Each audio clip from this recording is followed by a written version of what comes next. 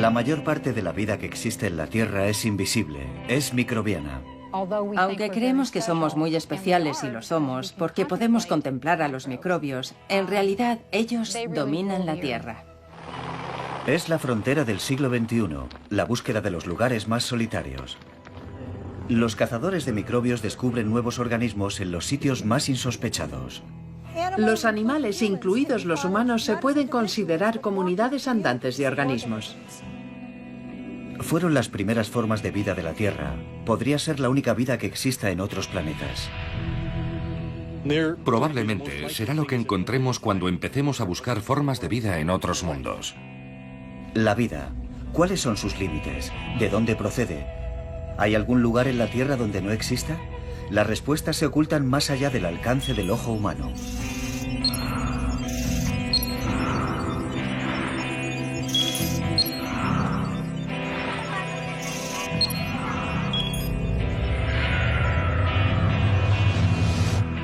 Bajo la vida que vemos están las células que no podemos ver, los microbios que dominan el mundo.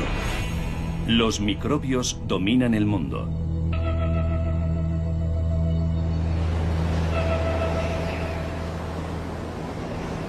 En el Valle de la Muerte, en Nevada, la búsqueda continúa.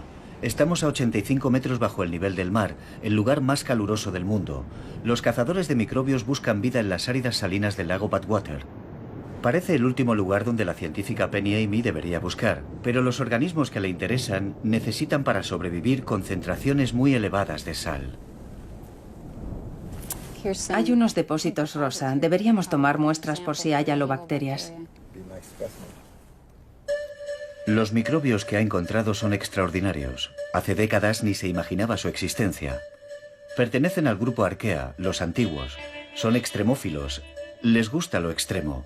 Y prosperan en lugares donde pensábamos que no podía haber vida. Son el último gran descubrimiento en el mundo microbiano. Cuando vimos que formaban todo un dominio por sí solos, que eran tan diferentes de las bacterias como de los organismos superiores, fue toda una revelación. Siempre habíamos pensado que todas las bacterias eran bacterias y que representaban una parte muy pequeña de, por ejemplo, la biomasa de la Tierra. A nuestros ojos, las arqueas y las bacterias parecen idénticas, pero su química fundamental, la forma en que viven, es muy diferente, y ambas son muy distintas de las células que componen nuestro cuerpo. Juntas, representan una inmensa población de organismos que viven en condiciones que creíamos que impedían toda forma de vida. Las bacterias se observaron por primera vez bajo un microscopio hace 300 años. Entonces, la existencia de vida microbiana en el agua de una charca era una simple curiosidad. Hoy, la ciencia reconoce que esas curiosidades son las formas de vida dominantes en la Tierra. Cuando estudiamos organismos como estos, vemos que son diferentes de la norma. Y al observar cómo operan, podemos intentar entender cuáles son los principios básicos que gobiernan la vida de los organismos extremófilos, así como de las variedades comunes que vemos a diario. ¿Hasta qué punto puede ser extremo un entorno de vida? Estos cazadores de microbios están buscando vida en las profundidades de las minas de la cuenca de Wits, en Sudáfrica.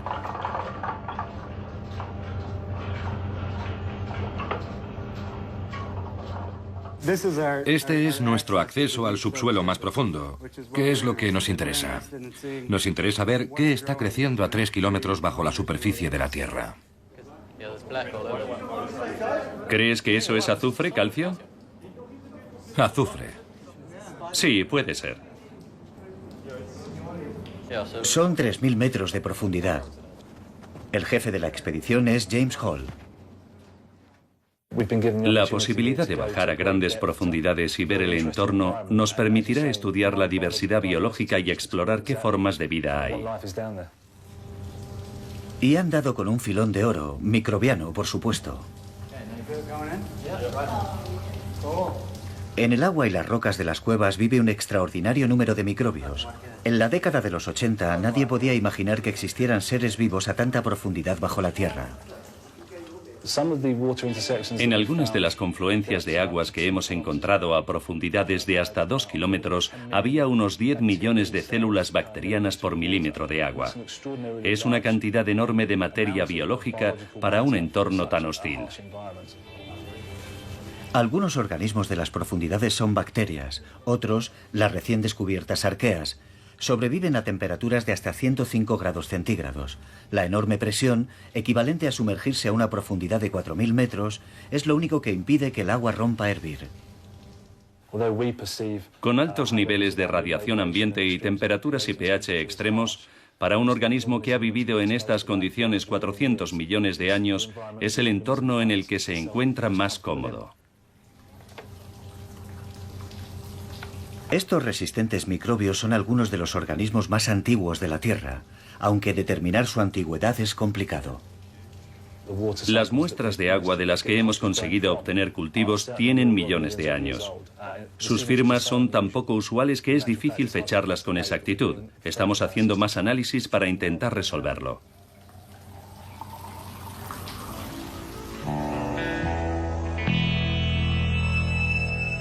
Del calor y la presión de las minas de Wits al frío y la sequedad extremos del desierto antártico. ¿Inhóspito? Sí. ¿Deshabitado? En absoluto. Dale Anderson, de la Universidad de McGill, es otro cazador de microbios. Los organismos que se encuentran en el Antártico no están ahí necesariamente porque quieren. Acabaron llegando allí y con el tiempo los que han sobrevivido se han adaptado con éxito al entorno. Por la acción de los vientos y el clima, han aterrizado en el lugar más frío del mundo. Puedes subir a la meseta polar, estar a 3.000 metros y observar un poco de nieve. Y puedes encontrar microorganismos, esporas, aguardando un mejor momento para desarrollarse. Este no es un buen periodo, están esperando a tener mejores condiciones. Por otra parte, en los lugares donde hay agua líquida y las temperaturas son un poco más altas, en estos nichos protegidos florece la vida.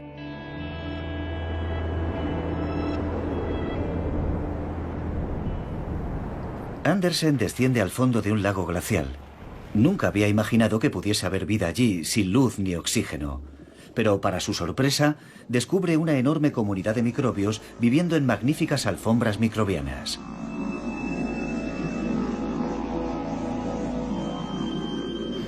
Hay muy pocos sitios en la Tierra donde se puedan encontrar alfombras microbianas que siguen desarrollándose intactas. Tienen que ser lugares donde no haya peces ni insectos, donde nada pueda alterar los sedimentos ni romper la masa. En este frío extremo, con muy poco o ningún oxígeno, han sobrevivido durante millones de años. Y no son tan extraños como podríamos imaginar. Puedes encontrar tipos muy similares de cianobacterias en el patio de tu casa, pero no tienen la posibilidad de crecer en un entorno donde nada las moleste, como pasaba hace entre 600 y 4.000 millones de años. Hace miles de millones de años, los microbios bullían por todo el planeta. Representaban algo que la joven Tierra aún no había experimentado, la vida. Ahora nos damos cuenta de lo extendida que está la vida microbiana y de su diversidad. Incluso amenaza nuestra posición en lo más alto del árbol de la vida. Vamos a tomar una muestra de la fuente hirviendo. Primero la analizamos y sacamos... En el laboratorio del Dr. Norman Pace, en la Universidad de Boulder, Colorado, descubren nuevos microbios a un ritmo espectacular. Pero la verdadera cuestión es qué pretenden estas extrañas formas de vida. Me parece asombroso que a día de hoy no tengamos ni idea de qué es lo que hacen. El mayor bioma del planeta, el agente más significativo en ese tipo de entorno, y no tenemos ni idea de cómo viven. ¿No es increíble? Billones de organismos invisibles al ojo humano, y apenas sabemos nada. Es a la vez una oportunidad fabulosa para la ciencia y una lección de humildad para los biólogos. Hemos conseguido entender muy poco de los organismos que forman el mundo microbiano natural. Estamos empezando a trabajar. Esta multitud de nuevas especies ha llevado a los científicos a adoptar un punto de vista radicalmente nuevo sobre la vida en la Tierra. Antes, los seres vivos se dividían en procariotas, las bacterias, protistas, las células simples como las amebas, y los ya familiares hongos, animales y plantas. En la base del árbol, las bacterias eran más simples, más primitivas, pero la nueva información molecular, sobre todo el descubrimiento de las arqueas, ha creado una asombrosa perspectiva. Ahora, el árbol de la vida solo tiene 3 ramas. Una engloba a todos los seres vivos que nos resultan familiares, desde las gambas a los humanos, bajo la etiqueta técnica de Eucaria.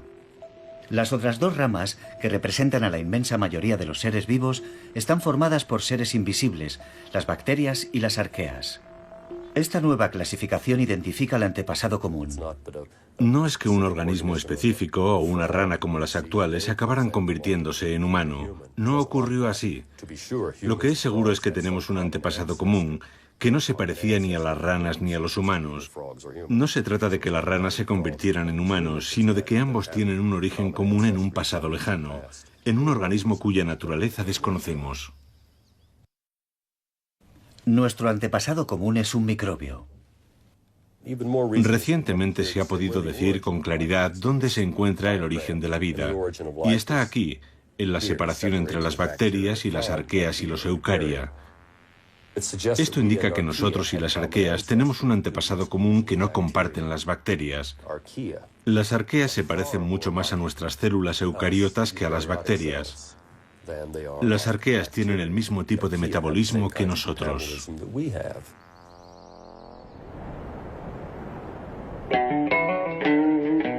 Son nuestros antepasados. Ocupan un lugar preeminente en el árbol de la vida. Y lo que es más importante, en la Tierra son los microbios los que mandan. Todo lo que había eran rocas. La Tierra podía sobrevivir sin bacterias, pero en cuanto aparece la vida, comienzan los ciclos de los elementos que requieren transformaciones microbianas. Un sencillo ejemplo es el otoño. Las hojas caen de los árboles y forman un lecho en el suelo. Cuando vuelve a llegar el verano, los microbios lo han descompuesto parcial o totalmente, de modo que el proceso puede volver a comenzar otra vez al año siguiente. Y si dejaran de ser capaces de descomponer las hojas, todo el carbono quedaría atrapado en las hojas en pocos años. No tendríamos carbono para que vivieran los humanos, por ejemplo. Las bacterias están íntimamente relacionadas con la química de todo, lo animado y lo inanimado. Son tan importantes en los ciclos de la naturaleza que la vida no podría existir sin bacterias, pero las bacterias sí podrían existir sin el resto de los seres vivos. Está claro que tanto las bacterias como las recién descubiertas arqueas han colonizado algunos de los entornos más hostiles de la Tierra. Lo que nos preguntamos ahora es qué están haciendo ahí. En el Parque Nacional de Jasper, Martin Sharp, de la Universidad de Alberta, y sus colegas se dirigen a los campos de hielo de Columbia. Su destino es otro entorno extremo, un glaciar.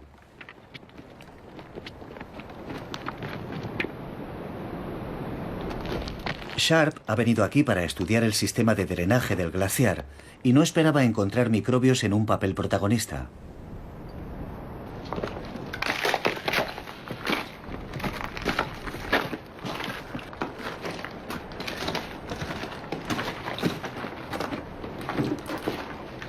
Hay unos organismos que viven en la superficie y otros debajo del glaciar.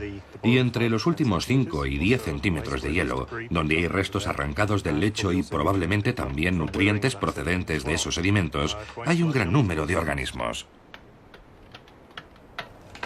Parece inevitable.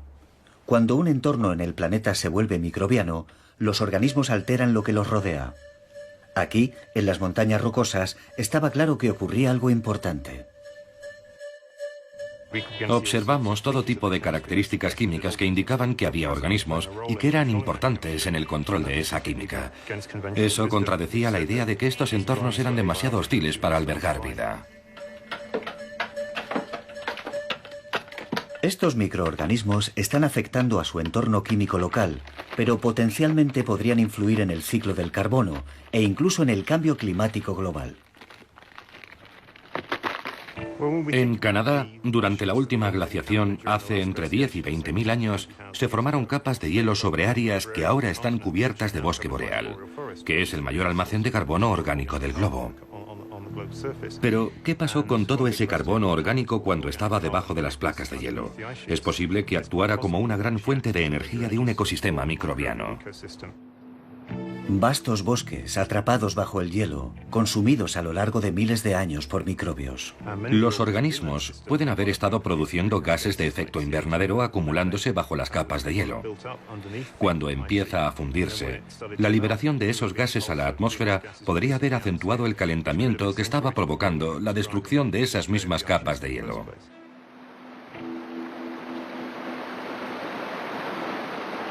Hoy en día existe la preocupación de que con el aumento de las temperaturas, especialmente en el Ártico y a grandes altitudes, se acelere la retirada de los glaciares. Con el calentamiento global que se anticipa para el próximo siglo, no sabemos qué cantidad de CO2 se puede liberar según se retiren los glaciares. Es una de las investigaciones que realizamos en este momento. En las minas de oro de Sudáfrica, los científicos examinan el impacto que pueden tener los microbios sobre las rocas que los rodean.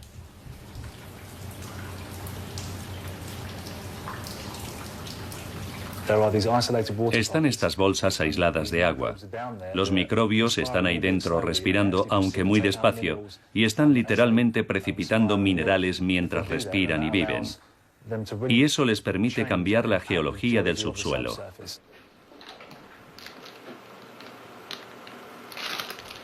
Esta es una idea nueva, que la vida microbiana puede alterar la geología de la Tierra.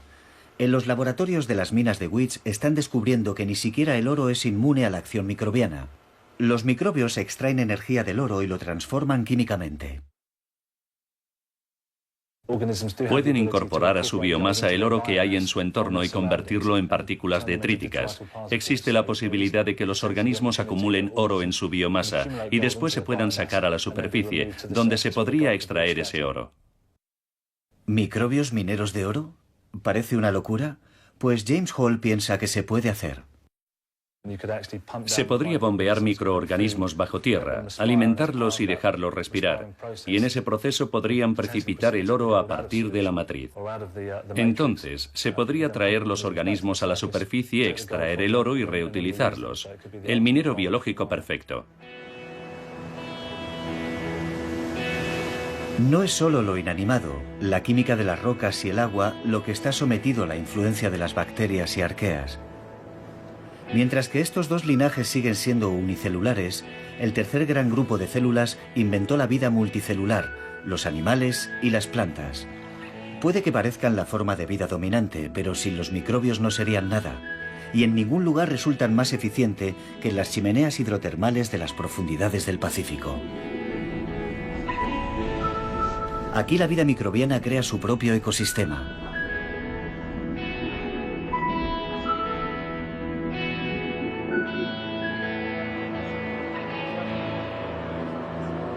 Bueno, es la parte externa de un reborde, sí. Kim Juniper, de la Universidad de Montreal, en Quebec, está examinando de cerca esta única y peculiar cadena alimenticia. No es como los antílopes que pastan en las praderas del Serengeti y son devorados por los leones, ni como el plancton del que se alimentan los peces. Aquí puede estar ocurriendo algo extraño en un entorno oscuro donde solo hay calor y sustancias químicas y microbios que proporcionan alimento a toda una cadena de animales. Gusanos, crustáceos, mejillones, caracoles, todos se alimentan de los productos biológicos microbianos. Sabemos desde hace más de un siglo que hay ciertas especies de bacterias que hasta hace poco se consideraban casos exóticos aislados, que unos cuantos científicos locos estudiaban en sus laboratorios. Pero jamás habríamos imaginado que se podía construir todo un ecosistema a partir de reacciones químicas producidas por bacterias en lugar de emplear la energía solar.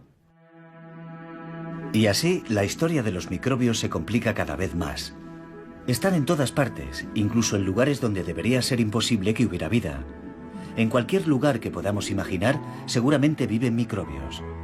A veces, esos sorprendentes hábitats microbianos están en el interior de otros organismos. Algunos animales han permitido a los microbios invadir su cuerpo y formar una simbiosis. Un ejemplo son los gusanos de tubo gigantes que vemos en este entorno. Almejas y mejillones gigantes. Han desarrollado tejidos u órganos adaptados para alojar a estos microbios. A veces, el portador del microbio no tiene elección. En la Universidad de Rochester, el Dr. John Warren estudia la Wolbachia. Estas bacterias han encontrado la relación ideal con una avispa. Su portadora es la avispa esmeralda, la más extendida por todo el planeta. La Wolbachia ha conseguido invadir a tantas avispas que se ha convertido en una de las bacterias más extendidas del mundo. Y para ello emplea una estrategia perfecta. Controla la reproducción de su portador. Creo que son increíblemente listas, en el sentido de que estas bacterias han dado con formas muy originales de perpetuarse. La bacteria vive en los huevos de la avispa. Una vez establecida, le interesa asegurarse de que en la especie predominen las hembras. Las avispas macho no transmiten la bacteria a la siguiente generación, solo lo hacen las hembras. La bacteria tiene sus trucos. Algunas Wolbachia matan a los machos. Otras cepas de Wolbachia convierten a los machos en hembras. Es lo que se llama feminización. ¿Y por qué lo hacen? Bueno, si intentamos ponernos en el lugar de la bacteria por un momento, tiene todo el sentido del mundo. Un macho no puede transmitir la bacteria, de modo que si la bacteria puede convertir a ese macho en hembra, desaparece el problema. Y ya se puede transmitir a nuevas generaciones. Pero ¿cómo se aseguran las bacterias de estar en todos y cada uno de los huevos de las avispas? Bill Sullivan, de la Universidad de Santa Cruz, en California, sigue el movimiento de las bacterias dentro de las células del insecto. Se agrupan alrededor de unas estructuras llamadas centrosomas, centros organizadores de la célula que controlan su división. Es un lugar perfecto porque cuando se divide la célula, los centrosomas también se dividen, y eso significa que la Wolbachia se transmitirá con cada nueva célula a la siguiente generación.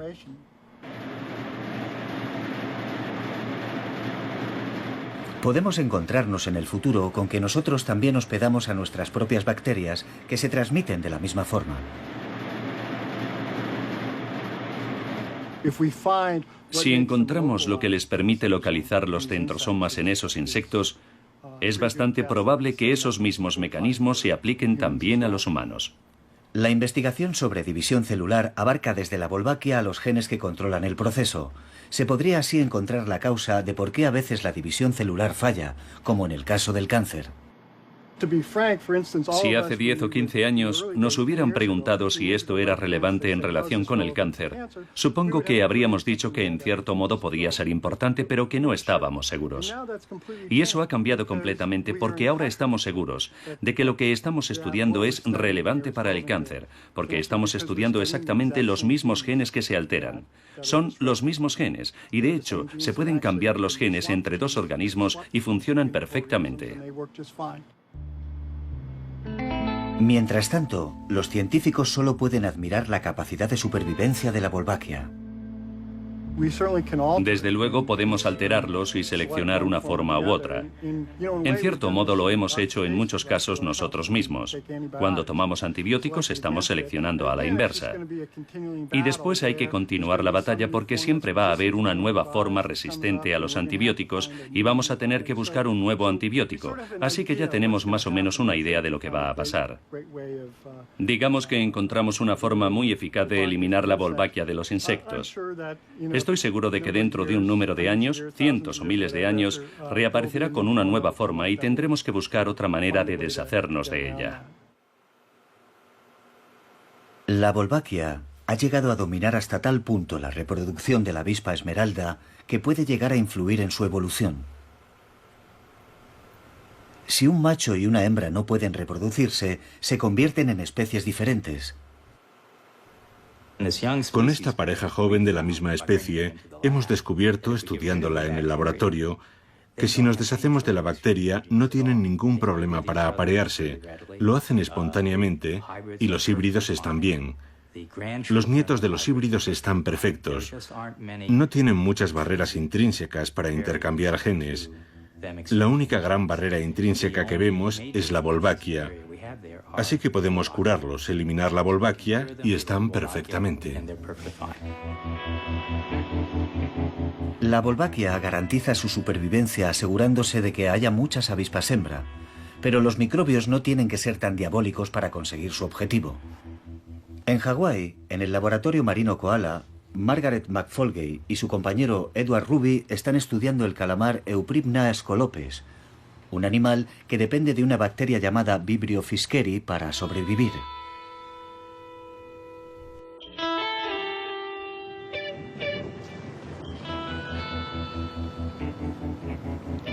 Hay muchos esta noche. Cuando el calamar sale por la noche, produce una luz similar a los reflejos de las estrellas o la luna. Para los depredadores es difícil distinguirlos de la luz natural que se refleja en la superficie del agua. Había tejidos bioluminiscentes que los zoólogos conocían desde hacía mucho y que permitían a determinados animales producir luz, pero no sabían cuál era la fuente de la luz, y resultó ser esta bacteria. Y además tiene crías. Y es grande. Los calamares recién nacidos no tienen bacterias. Tienen que recolectarlas para poder desarrollar un órgano luminoso. El animal y la bacteria se comunican de alguna forma y el tipo de bacteria adecuada se establece en el cuerpo del calamar. No sabemos cuál de los dos envía la primera señal. Se comunican entre sí para establecer y mantener la colonización, porque no sería extraño que la bacteria entrase en el cuerpo y se reprodujera demasiado, o que fuera eliminada por el portador. Y una vez dentro, tiene que establecerse un equilibrio entre el portador y el otro simbionte. Y eso tiene que ser una negociación muy delicada entre los dos. Es como si el portador estuviera poniendo contraseñas a la bacteria para permitirle el paso. Está diciendo, ¿eres la correcta? Sí, soy la correcta. ¿Pero realmente eres la correcta? Sí, realmente soy la correcta. Cuanto más peligrosa es la situación, en este caso tener bacterias que crecen en tus tejidos, más cuidado debes tener como portador de que tienes la bacteria adecuada. Las bacterias están comprobando constantemente la presencia de otras bacterias mediante moléculas mensajeras para establecer cuándo hay suficientes para producir una cantidad significativa de luz, y entonces la encienden. Estas moléculas permiten a las bacterias saber no solo si hay otras bacterias alrededor, sino también si son de su misma especie. Así que básicamente perciben cuántas más como ellas de su propia especie están presentes en el entorno. Esta es una relación poco usual, la de un tipo específico de bacteria y un calamar. Una relación poco usual y delicada. Cada vez hay más pruebas de que la interacción con microorganismos ha sido una constante a lo largo de la evolución de los animales. Y es que cada animal que encontramos y que examinamos con todo detalle parece tener alguna asociación con una bacteria en particular, con una bacteria específica, su socio bacteriano. Esta asociación entre un animal y sus microbios es esencial para la salud, incluso para la supervivencia del animal. Sin bacterias, muchos sistemas orgánicos animales no se desarrollarían correctamente. Lo sabemos a partir de estudios de los denominados animales notobióticos, animales que se desarrollan sin la presencia de bacterias. Incluso en casos humanos en los que se está administrando gran cantidad de antibióticos, a menudo se producen problemas digestivos o ciertos problemas reproductivos. De modo que, sin un equilibrio bacteriano correcto, la comunidad entera, es decir, la bacteria y su portador animal, no operan bien.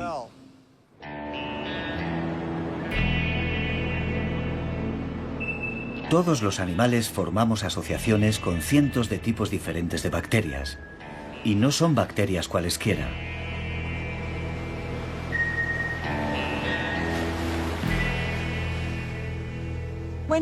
Cuando nacemos, aceptamos cierto número de bacterias y solo aceptamos cierto subgrupo de nuestro entorno. Y es el mismo tipo de subgrupo, el mismo grupo de microorganismos con los que nos hemos asociado los humanos desde siempre. Somos en un 90% no humanos. 9 de cada 10 células de nuestro cuerpo son en realidad otros organismos vivientes. No somos individuos, somos comunidades.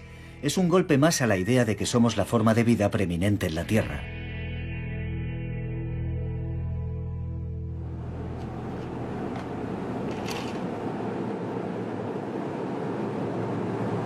Solo vamos a tomar una pequeña muestra.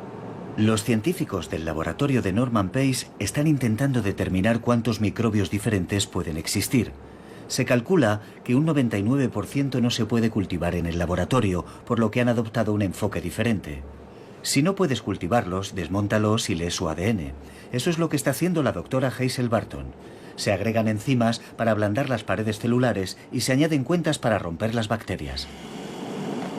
Cuando se agitan las cuentas, las células bacterianas quedan atrapadas entre medias y se rompen, lo que permite que se libere el ADN. En el buffer de extracción ya hay sustancias químicas que protegen el ADN cuando se libera.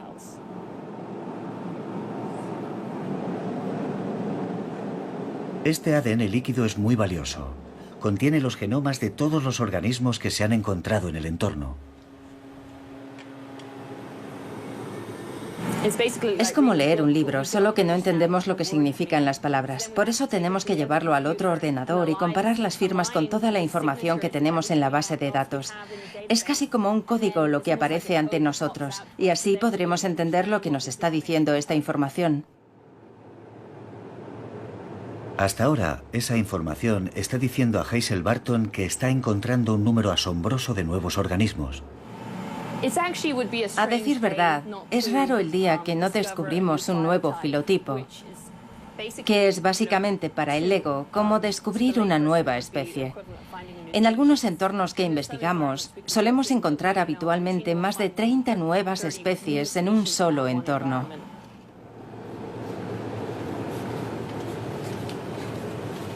En total, 16.000 nuevas especies solo en su base de datos.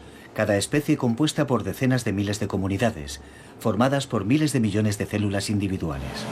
Después clonamos cada uno de esos fragmentos de ADN en un organismo, de forma que tenemos una colonia individual que representa a cada una de las huellas genéticas de ese entorno. Son las páginas amarillas de ese entorno. Si comparamos lo que sabíamos hace 10 años con lo que sabemos ahora, es como si hubiéramos despegado en un cohete a una velocidad de vértigo.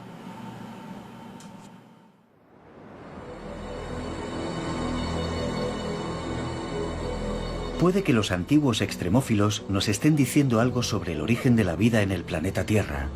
Los científicos apenas empiezan a aventurar cómo pudieron aparecer los primeros microbios, qué aspecto tenían y dónde debieron vivir. Frente a la costa de Columbia Británica, en la parte norte de la cadena volcánica de Juan de Fuca, un mecanismo robótico, llamado Ropos, desciende al fondo del Océano Pacífico. Toma muestras de microbios en una fuente hidrotermal. Aquí se dan unos 10.000 organismos individuales en un metro cuadrado. Parece que tienes aquí una chimenea blanca. Kim Juniper, director del proyecto, cree que podría ser el primer lugar donde hubo vida. ¿Por qué no registras toda la secuencia? Bien. El origen de la vida es algo completamente teórico. Sabemos qué ocurrió, pero no exactamente cómo ocurrió, e intentamos dar forma a la teoría año tras año. Y hasta ahora, esto parece lo más probable.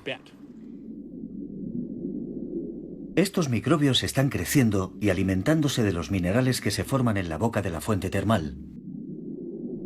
Hay que tener en cuenta que los extremófilos, como los llamamos, son extremos porque están adaptados a condiciones particulares.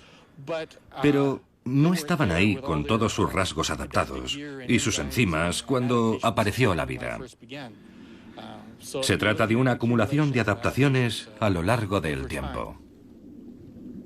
Juniper aventura lo que podría haber ocurrido antes de la aparición de los microbios. Según el modelo de la charca caliente, que era la primera idea sobre el origen de la vida, en ese caldo primero lo tienes todo, pero no hay realmente una forma de concentrar nada, excepto quizá por evaporación. Para Kim Juniper, un residuo de sustancias químicas, metales y minerales bajo el calor del interior de la Tierra ayudó a dar los primeros pasos hacia la vida. Las chimeneas hidrotermales serían un buen lugar para generar vida. En realidad, solo necesitamos agua y piedras. Y si tenemos un poco de energía, calor o algún otro tipo de energía, Eso permite al agua extraer las sales minerales de las piedras y generar vida.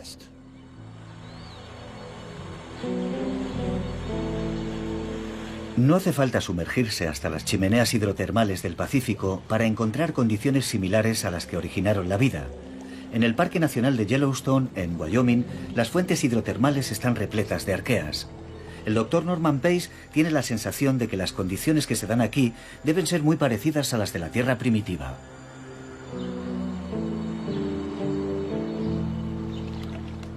Yellowstone es el tipo de entorno, un entorno geotermal, un entorno volcánico, con una química muy parecida a la que debía haber en aquellos primeros días. Por lo tanto, los organismos que vemos en Yellowstone podrían ser de los mismos tipos metabólicos que se debieron dar en aquella biología primigenia. Hace 3.800 millones de años, la Tierra era una mezcla de sustancias químicas y gas, demasiado caliente para ver agua líquida y completamente hostil a la vida. Pero no estuvo así mucho tiempo. Al enfriarse la Tierra, el vapor de la atmósfera se convirtió en agua, y con agua ya estaba dispuesto el escenario para la aparición de la vida. Debió condensarse con rapidez, puede que en no más de 40 días y 40 noches. Habría caído toda esa agua y habría formado un océano sobre todo el planeta, de unos 4 kilómetros de profundidad. Un océano asentado sobre roca fundida.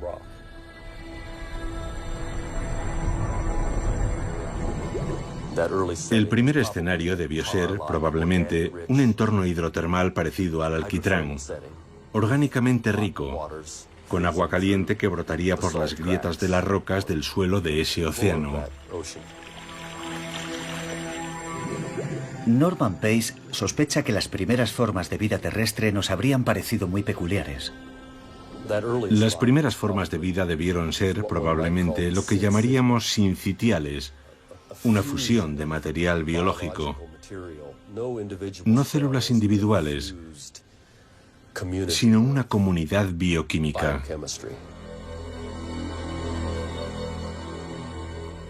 Podrían parecer manchas de alquitrán sobre las paredes esponjosas de basalto, entre las que brotaba el agua caliente. Calor, minerales, agua. Estos fueron los ingredientes clave del caldo primordial. Podemos encontrarlos combinados en el fondo del océano, en fuentes termales o incluso en las profundidades de la Tierra, en la mina de oro más profunda del mundo. Aquí, el calor viene directamente del núcleo de la Tierra. No es sorprendente que aquí estén viviendo arqueas similares a las descubiertas en las chimeneas oceánicas.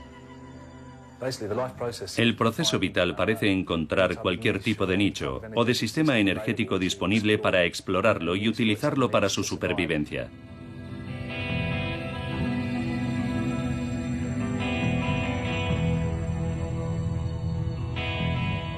La Tierra primitiva era muy diferente de la actual, un lugar caótico sacudido por los impactos de asteroides.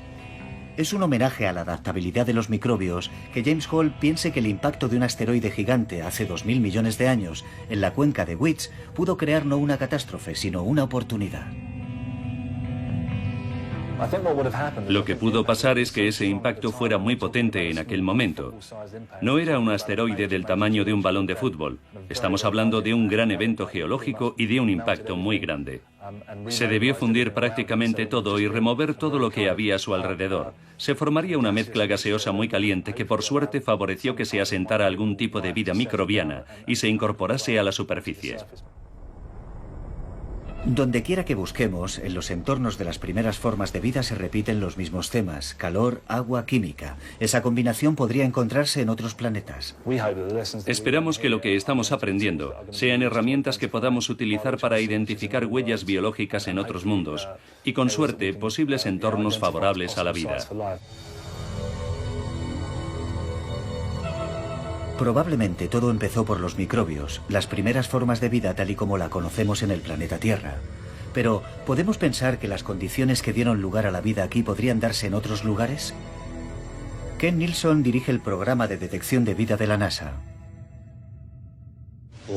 Muchos científicos piensan que la vida en la Tierra es una evolución natural de las cosas, porque ese tipo de química es el mejor.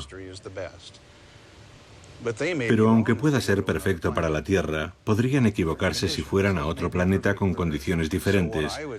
Lo que quiero decir es que si se parece a la vida en la Tierra es fantástico. Y aunque genéticamente se remonte a algo similar, sugerir que hubo una transferencia de vida entre planetas o algo así es todavía más fantástico. Pero lo mejor de todo sería que fuera totalmente diferente. Entonces todos nuestros sueños y esperanzas se harían realidad, en el sentido de que esto puede ocurrir más de una vez, y puede ocurrir de formas distintas. Uno de los lugares donde es posible que haya existido vida es en Marte. En 1977, un espectacular descubrimiento microbiano dio un gran impulso a la NASA para la búsqueda de vida en Marte. El cazador de extremófilos, Henry Friedman, tenía la corazonada de que si podía haber vida a altas temperaturas, también debía haberla en lugares muy fríos. Podría darse vida en Marte, el planeta helado, y encontró en los valles secos de McMurdo, en la Antártida, arqueas que vivían en el interior de las rocas. A nuestro alrededor vemos fantásticas formaciones de piedra caliza. En la superficie de estas rocas no hay vida, pero en su interior hay microorganismos. Y esos organismos viven absolutamente al límite, por así decirlo, en condiciones extremas. Siempre hambrientos, siempre helados, siempre al borde de la extinción. Pero sobreviven.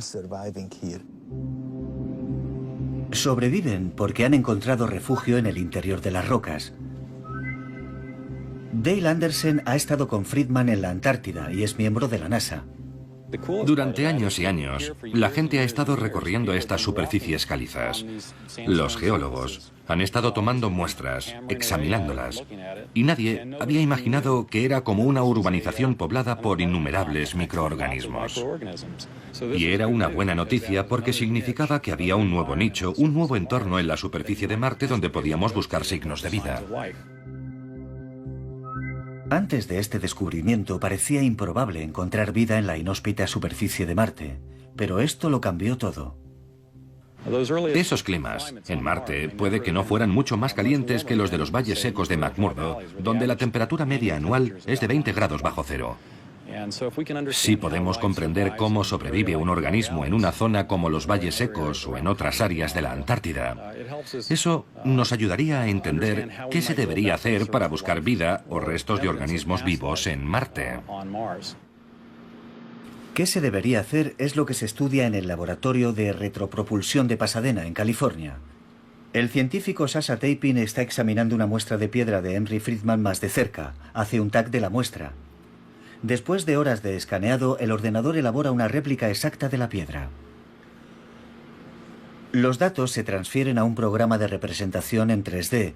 Rohit Bhartia, programador informático de la NASA, puede examinar el interior de la piedra virtual en busca de microbios sin dañar la original. Y entonces, como puede ver aquí, se distingue una línea más oscura, que es una comunidad de organismos vivientes. Estas imágenes en 3D se pueden seccionar de cualquier forma y por cualquier parte para mostrar que una piedra fría y dura es el hogar de una comunidad de microorganismos. Ahora ninguna de estas piedras me parece algo inanimado. Está animada. Hay vida por todas partes. Es una fuente de alimentación. Es lo que respiran estos seres, estas bacterias. Es el medio en el que se desarrolla su vida, su casa. Es su forma de vida. En su interior hay comunidades enteras. Ya no es una piedra que puedas tirar y decir, ahí no hay nada, es un objeto inanimado.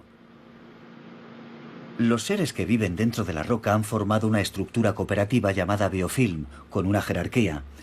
Las bacterias productoras primarias están en la parte superior. Las que viven de los bioproductos de las bacterias primarias están debajo. Pueden sobrevivir fuera de la comunidad como bacterias individualistas. Se han encontrado así, pero entonces operan de forma distinta y pueden cambiar de entorno gracias al biofilm, a su estructura organizada. Trabajan mejor en comunidad. Es una de esas cosas que se podrían antropomorfizar y pensar que lo saben, pero no podemos estar seguros de si lo saben o simplemente es un bioproducto de su existencia.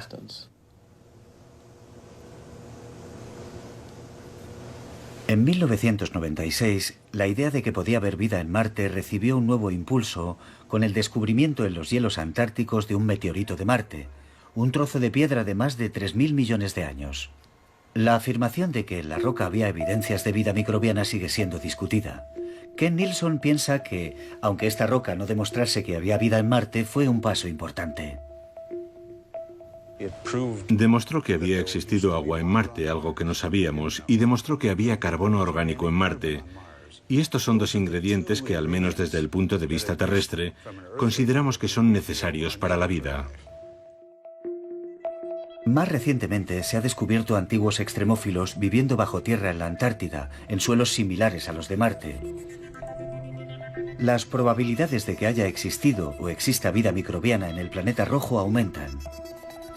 Pero cuando las misiones a Marte tomen muestras de rocas, lo último que querría Ken Nilsson es que se limitasen a buscar microbios. Podría ocurrir lo peor, que encontrásemos formas de vida y pasáramos de largo. Este es el problema. La opción más probable de vida en otros planetas es el tipo de vida microbiana que vemos en la Tierra ahora. Pero no sabemos cómo era la vida hace miles de millones de años.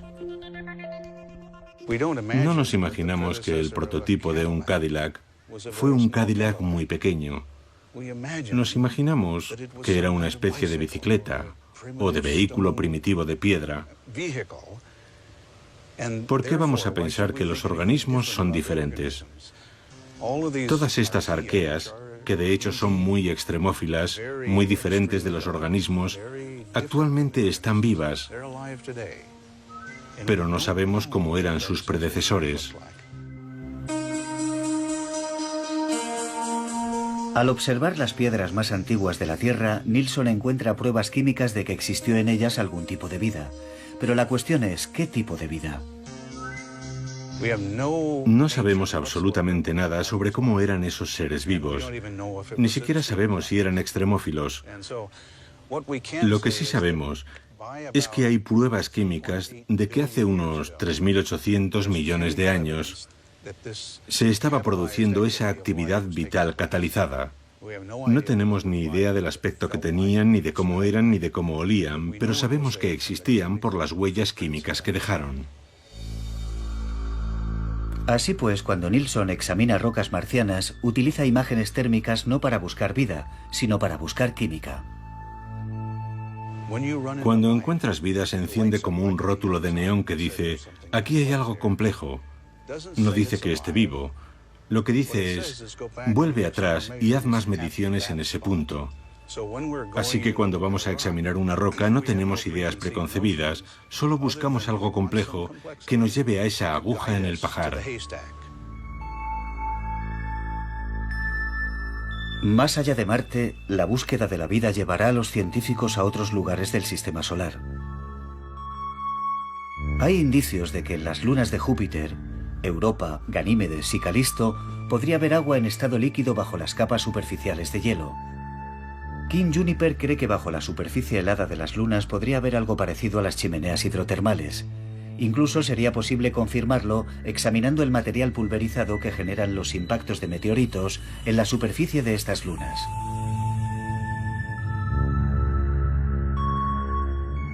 Podemos hacer cosas maravillosas en cuanto a detectar moléculas orgánicas en el hielo a distancia. Quizá cuando empecemos a poner satélites en órbita alrededor de esas lunas con el tipo adecuado de instrumentos, podamos saber algo más sobre lo que hay en esa agua a partir del material pulverizado en la superficie tras un impacto. Y si allí hay fuentes hidrotermales, hay bastantes probabilidades de que también haya vida. Ken Nilsson cree que una vez desarrollada la tecnología necesaria, descubriremos que hubo o que sigue habiendo seres vivos en otros lugares. Hace alrededor de 4.000 millones de años, la Tierra se enfrió lo suficiente para ser compatible con lo que llamamos vida. Y dentro de un par de cientos de millones de años después, hay evidencias de que existe vida. Eso es fantástico. Significa que a pesar de que esta vida es compleja y tiene todas esas propiedades tan admirables, no fue tan difícil. Y cuando sabes eso, cambia la forma en que piensas sobre buscar en otros lugares. Y si unes eso a todos estos otros sistemas solares que estamos observando, es inevitable entusiasmarse al pensar que algún día nos encontraremos con vida en algún otro lugar.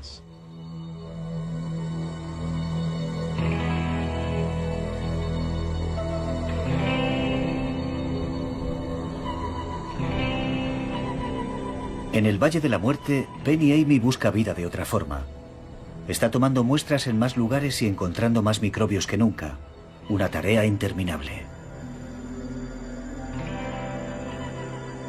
Si alguna vez pensáramos que podemos clasificar todo lo que existe en la Tierra, ese sería el momento de que algo nuevo evolucionase y tendríamos que volver a descubrirlo. Microbios, la vida más abundante en la Tierra, los seres invisibles que dominan el mundo. Juegan un papel en todos los aspectos de nuestra vida, desde la salud a la limpieza del medio ambiente, a las estructuras geológicas o la biodegradación. Y muy poca gente sabe esto porque no los vemos. Esta historia no ha hecho más que empezar.